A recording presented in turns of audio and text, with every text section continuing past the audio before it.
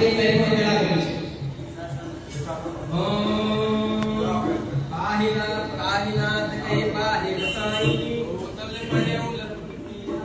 श्री परमात्मा ने प्रणमामि नमस्कारोमि नमस्कार उसके बाद में जो है आप फिर से हाथ जोड़ लीजिए आवाहनम न जानामि विसर्जनम पूजां चैव न जानामि सम्यतां परमेश्वर मंत्रहीनं क्रियाहीनं भक्तिहीनं सुरेश्वर यत्पूजितं मया देव परिपूर्णं तदस्तु मे ॐ तस्य माहात्म्यं श्रेयान्विते तस्यास्यागमप्रीत्या तद्या सर्वेक्षितं महत् सियावर रामचंद्र भगवान की जय प्रणमामि नमस्कार जल्दी जल्दी अनेन प्रकारचरेण आभारित देवाः सीताराम देवता प्रियमान नमः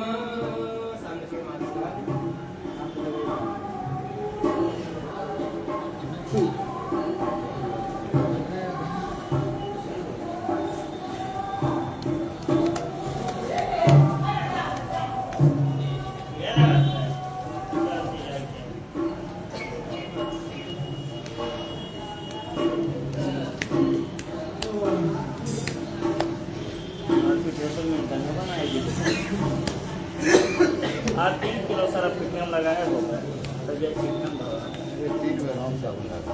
अरे हम कमाओ धोए वाला प्रीमियम दे के रखवा है हां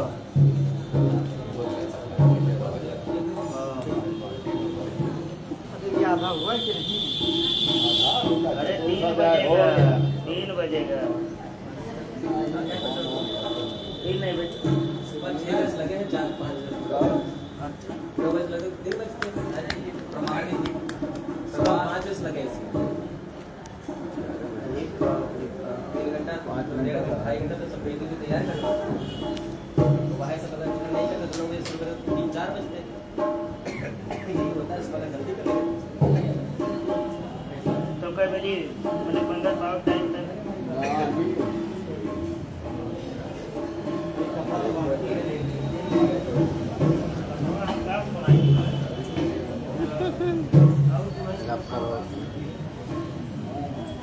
लाइव है चालू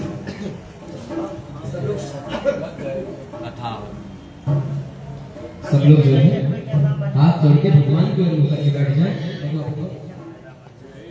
ये प्रसाद रखवाए साथ सब लोग ध्यान से सुनिएगा प्रेम पूर्वक बैठ कर ये ऐसा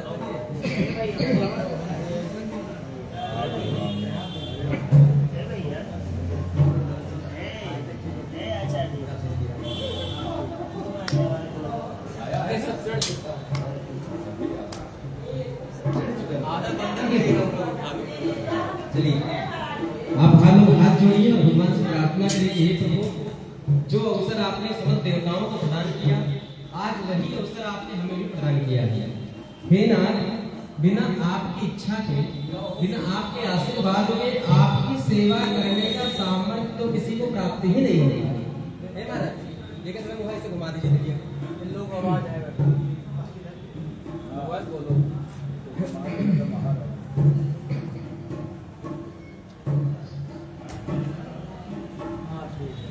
सब लोग यही प्रार्थना करिए कि हे प्रभु ये अवसर हमें बार बार प्रदान करते रहें और यह अवसर हमें प्राप्त हो तो उससे भगवान की आराधना हो और भगवान की आराधना हो तो उससे मन प्रसन्न होता है। कहा गया है कि शरीर हमेशा पवित्र नहीं रहता है लेकिन जिस क्षण हम भगवान की आराधना करते हैं बैठते हैं पूजन करते हैं तो हमारा सर्वांग पवित्र हो जाता है और क्योंकि भगवान ही पवित्रों को भी पवित्र करने वाले हैं और मंगलों के भी मंगल हैं। आज यह सुअवसर हम सबको प्राप्त हुआ।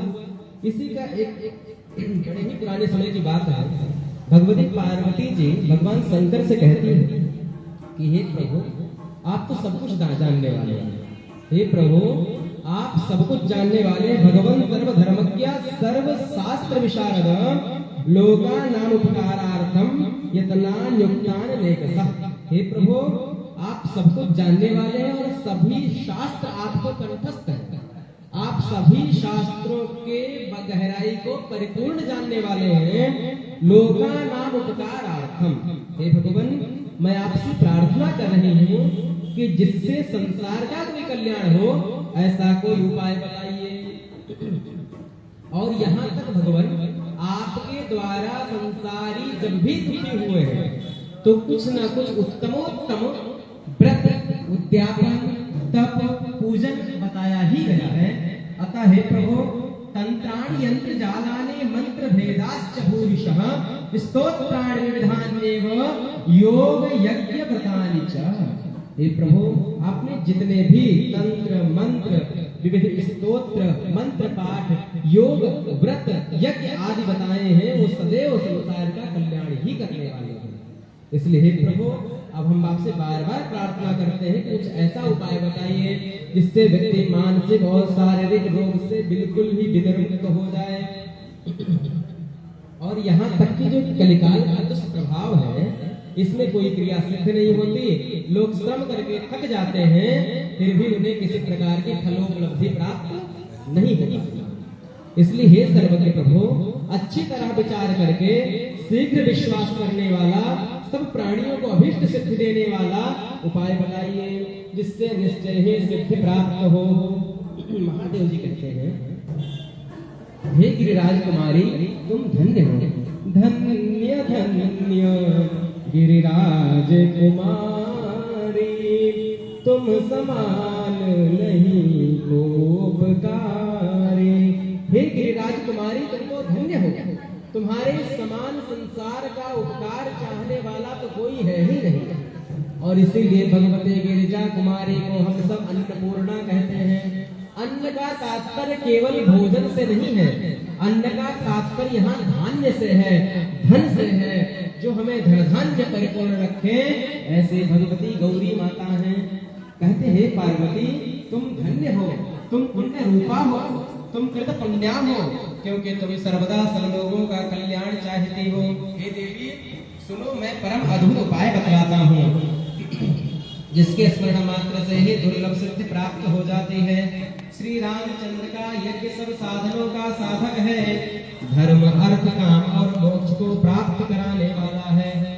तुष्टि, पुष्टि, मानसिक शांति, संतोष और शारीरिक पुष्टि अर्थात स्वास्थ्य को प्रदान करने वाला है। हे वरानने, ब्रह्मा यज्ञ से ही विश्व की सृष्टि करते हैं, विष्णु इस यज्ञ से ही विश्व की रक्षा करते हैं, और उसी यज्ञ से मैं प्रलय काल में रुद्र रूप से सारे संसार को नाश करता हूँ।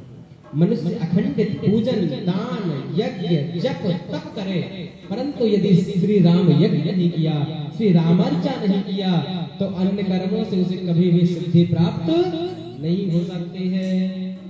श्री राम यज्ञ सबको पूर्ण कर देता है। हे सुप्रते, हे देवी पार्वती, इस यज्ञ के बिना किए लोगों को सिद्ध नहीं मिलते। अतः तुम्हारे लिए मैं बड़े बड़े यज्ञों से उत्तम एवं संपूर्ण तपस्या और दान का फल देने वाले श्री रामार्चा नामक महायज्ञ का वर्णन करता हूँ। भगवान श्री जी कहते हैं, हे देवी, कामना के सिद्धि देने वाली, सौम्य, सब विघ्नों का नाश करने वाले श्री राम अर्चा को कहता हूँ। हे शोभने, राम अर्चा करके कोई मनुष्य दुखी नहीं रहता। श्री राम अर्चा से बढ़कर यज्ञ, श्री राम अर्चा से बढ़कर तप, श्री राम अर्चा से बढ़कर दान, श्री राम अर्चा से बढ़कर के श्रेष्ठ व वृद्धोद्धारक नहीं कुछ भी संसार में। इसलिए श्री रामार्चन परम सिद्ध एवं श्रेष्ठ है। यह परम सिद्ध देने वाला, मंगलमय, सब इच्छित फलों को देने वाला है, महासिद्ध देने वाला है, सौम्य, सब इच्छित फलों को देने वाला है, शीघ्र सब अरिष्टों को देने हरण करने वाला है, सब उपद्रवों का नाश करने वाला है, दैहिक तथा मानसिक कथा को हरण करने वाला, इच्छा से अधिक फल देने वाला, पुत्र पौत्रादि का सुख देने वाला, बल वीर बढ़ाने वाला, नष्ट राज्य वालों को राज्य देने वाला, धनहीनों को धन देने वाला, दुर्भिक्ष में वर्षा कराने वाला एवं बड़े बड़े उत्पातों का निवारक है। शत्रु सेनाओं का नाश करने वाला, मित्र वर्गों को बढ़ाने वाला, महादरिद्रता और दुर्भाग्यों को दूर करने वाला, वह दुखितों को सुख देने वाला है। सौभाग्य और सतत देने वाला, सब तरह से ऐश्वर्य और सुखों को देने वाला है। क्षय, मृगी, कोढ़ आदि महारोगों का नाश करने वाला है। ऋण भार को हरण करने वाला, ग्रहों के उपद्रवों को निवारण करने वाला, क्रोध एवं मत्सरता को हरण करने वाला, दोष और दुर्बुद्धि का नाश करने वाला, क्षमा, सुशीलता, सहृदयता और सद्गुणों का प्रकाशक, तीनों काल का ज्ञान पैदा कराने वाला, चहो विकारों जन्म लेना, सत्ता रखना, बढ़ना, विकृत होना, क्षीण होना और नाश होना को नाश करने वाला है। मुमुक्षु पुरुषों को मुक्तिदायक, आगतियों को गति देने वाला, महासंकटों से संतप्त चित्त वालों के सुख को बढ़ाने वाला है। कौन है? श्री रामार्चन है। हे देवी, श्री रामार्चन के बिना समुचित फलों को देने वाला अन्य साधन नहीं देखता हूँ और ना मैंने कभी सुना ही है। कल्याणों को चाहने वाले सब प्राणियों के लिए उग्र, सब प्राणियों के लिए श्री रामार्चा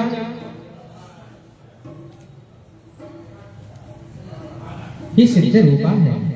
इसे छोड़कर होम, सदव्रत, तीर्थ, तपस्या और यज्ञ एवं अन्य उग्र जनों से यह प्रलोभन देने वाले सुख साधनों से क्या प्रयोजन? देवताओं के उद्देश्य से अग्नि में घृत आदि डालना, हवन यह वायुमंडल का शुद्ध कर विश्व कल्याण का काम करता है। इससे भौतिक लाभ भी है। तरत पापादिकम यस्मात्, त्रिधातु से थक प्रत्यय जोड़ने पर तीर्थ शब्द बनता है। उसका शाब्दिक अर्थ है जिसके द्वारा तारा जाए। नित्यो तपस्या ब्रह्मचर्य, इज्जते हविर्दीयते इज्जते देवता अत्र वा यागः। यहाँ बताया गया है कि जिससे देवताओं की परिपूर्ण पूजा हो, देवता परिपूर्ण रूप से संतुष्ट हो जाएं, वही यज्ञ है, वही अर्चना है, वही अर्चा है। हे देवी, श्री रामार्चन से कोई भेंट दुर्लभ नहीं है।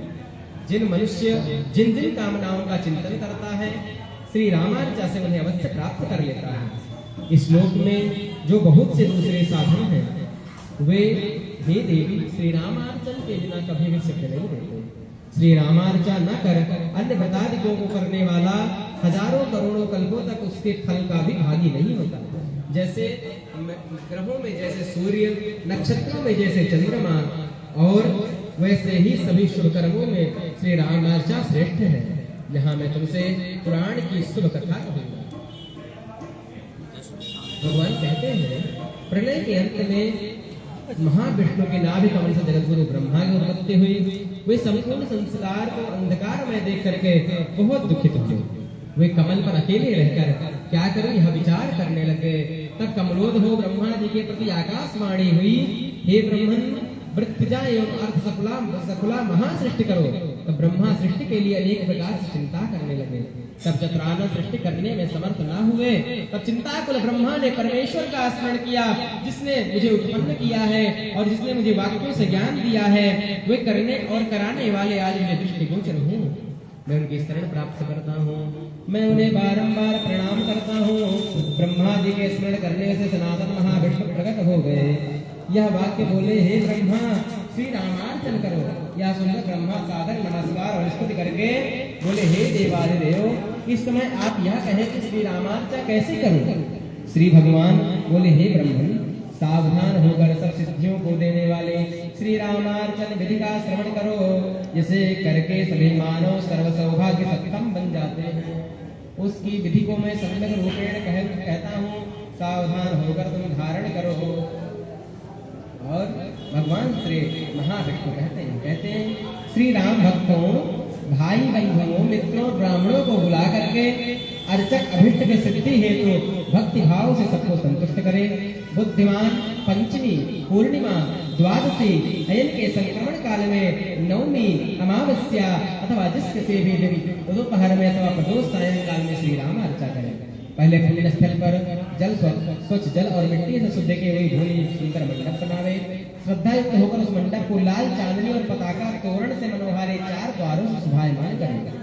चारों द्वारों पर चावलों के ऊपर सबस्त्र, दीप, सपल्लो एवं केसर चंदना से चित्रित जल पूर्ण कलशों को स्थापित करें। चारों द्वारों पर चावलों के ऊपर सबस्त्र, सदीप, सपल्लव एवं केसर चंदनाचे चित्रित जलपूर्ण कलशों को स्थापित करें। चारों कोनों पर फल सहित कलशों के खंभे लगा दें। मंडप के बीच में चौकोना पीठ जो बराबर चिकना हो और सुंदर हो स्थापित करें। सुंदर पीत वस्त्र बिछौने से युक्त चौकी स्थापित करके उस पर नीले पीले श्वेत एवं श्याम रंगों के चावलों को रंग कर 21 कोष्ठ का यंत्र बनावे। उसके मध्य में महेश्वर आदि आवरण देवों के सहित परिवार से रघुनंदन का भक्ति पूर्वक सम्यक रूप से पूजन करे, आवाहन करे। हे ब्रह्मन, अग्रभाग में स्थित गौरी गणेश्वर को पूजे, पूर्व भाग में विधि पूर्वक महाशक्ति को पूजे, दक्षिण में महालक्ष्मी को पूजे, पश्चिम में महादुर्गा का और उत्तर में गायत्री, सावित्री, सरस्वती और सर्व माताओं का पूजन करे। ईशान कोण में सिद्धि बुद्धि और अग्नि कोण में लोक मातृका का, नैऋत्य में महादेवी तथा वायव्य कोण में श्री देव माता का और पूर्व और ईशान के मध्य ग्रहों का पूजन करे। पूर्व और अग्नि कोण के मध्य दिक्पालों का, अग्नि कोण तथा दक्षिण दिशा के मध्य में शिव का पूजन करे। दक्षिण और नैऋत्य के मध्य में वासुदेवता का पूजन करे। नैऋत्य और पश्चिम दिशा के मध्य अष्टलोकपालों का, पश्चिम में मनु एवं पश्चिम और वायु कोण के मध्य वशिष्ठादि का पूजन करे। वायु कोण तथा उत्तर दिशा के मध्य अधिदेवता, प्रत्यधिदेवता तथा उत्तर एवं ईशान कोण के मध्य ब्रह्मा का पूजन करे। यंत्र के मध्य में श्री अयोध्या जी को तथा उत्तर में सरयू जी को पूजे। पूर्व में श्री गंगा जी को तथा भूशक्ति को दक्षिण में पूजे।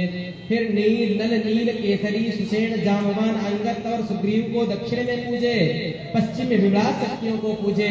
नित्य पराभक्ति युक्त एवं श्री विभीषण जी को उत्तर में पूजे। सर्वशास्त्र सार 8 मंत्रियों की पूर्व में पूजा करे। श्री कौशल्या रानियों के साथ महाराज दशरथ का पूर्व में पूजन करे। दक्षिण में सशक्त लक्ष्मण, पश्चिम में सशक्त शत्रुघ्न और उत्तर में सशक्त भरत की पूजा करे। पूर्व भाग में हनुमान जी की पूजा करे। क्रमशः इस प्रकार सबका पूजन करके प्रधान पुरुष श्री राम जी का सीता सहित सम्यक पूजन करे।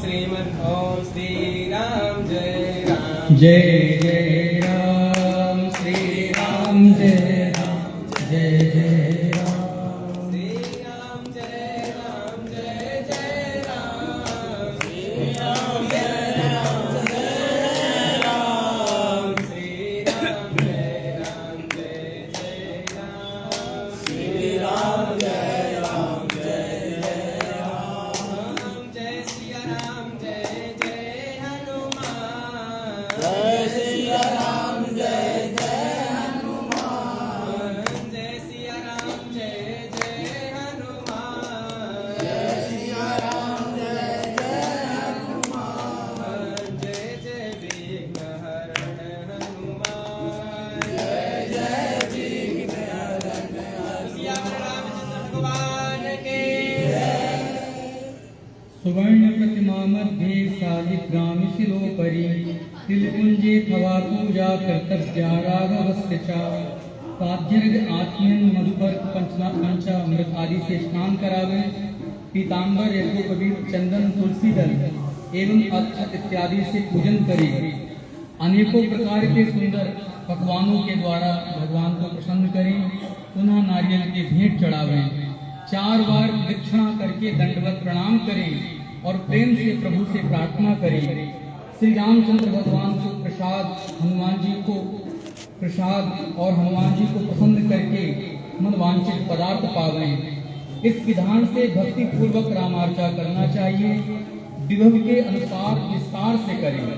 सुवर्ण की प्रतिमा में शालिग्राम की शिला पर अथवा तिलों की राशि पर भगवान श्री राघवेंद्र सरकार का पूजन करना चाहिए। हे वत्स, पहले बाल्यावस्था में श्री मंदाकिनी के शुभ तट पर श्री चित्रकूट में मेरी आज्ञा से सृष्टि हेतु तुमने रामार्चा की। ये चर्चा ब्रह्मा जी को बताई जा रही है। हे महाभाग, पूजा के अंत में श्री राम जी प्रकट